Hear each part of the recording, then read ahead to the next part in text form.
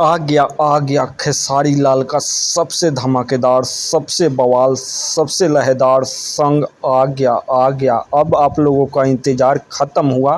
खेसारी लाल का इतना बड़ा बवाल गाना आ गया है कि अब आप लोग कहेंगे कि खेसारी लाल से ज़्यादा गाना गाने वाला कोई स्टार ही नहीं। खेसारी लाल का गाना आ गया है, टाइटल है गोली चलवा दी। गोली चलवा दी जो गाना का टाइटल है, काफ़ी धमाल का गाना है। ऐसा गाना आज तक आप लोग ना देखे होंगे और ना सुने होंगे।